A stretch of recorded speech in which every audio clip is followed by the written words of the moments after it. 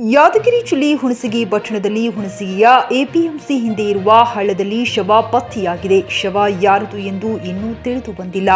ಶವದ ಮೇಲೆ ಬಟ್ಟೆ ಇಲ್ಲ. ಸ್ಥಳಕ್ಕೆ ಧಾವಿಸಿದ ಹುಣಸಗಿ ಪೊಲೀಸ್ ಠಾಣೆಯ ಪೊಲೀಸರು ಪರಿಶೀಲನೆ ನಡೆಸಿದ್ದಾರೆ.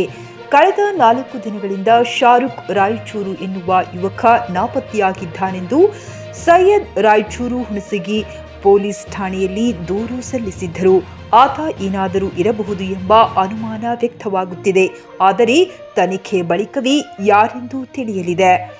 ಈ ಕುರಿತು ಹುಣಸಗಿ ಪೊಲೀಸರು ಪರಿಶೀಲನೆ ನಡೆಸುತ್ತಿದ್ದಾರೆ. ರಸೂಲ್ ಬೆನ್ನೂರ್, ಜೆಕೆ ನ್ಯೂಸ್ ಕನ್ನಡ, ಹುಣಸಗಿ.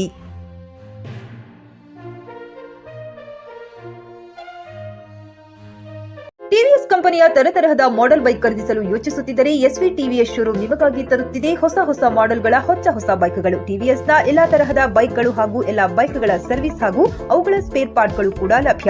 ಹಾಗಿದ್ರೆ ಹಿಂದೆ ಭೇಟಿ ನೀಡಿ. ಎಸ್ವಿ ಟಿವಿಎಸ್ ಶೋರೂಮ್ ಮಾಲೀಕರು Lokesh RJ, Bharat petrol bunk ಎದುರುಗಡೆ, ನಾಗಲಕ್ಷ್ಮಿ ದಾಬಾ ಹತ್ತಿರ, ಗುಲ್ಬರ್ಗಾ ರೋಡ್, ಹುಮ್ನಾಬಾದ್. ನಿಮ್ಮ ಬೈಕ್ ಅನ್ನು ಕಾಯ್ದಿರಿಸಿಕೊಳ್ಳಲು ಹಿಂದೆ ಸಂಪರ್ಕಿಸಿ 8494951009 ಅಥವಾ 08483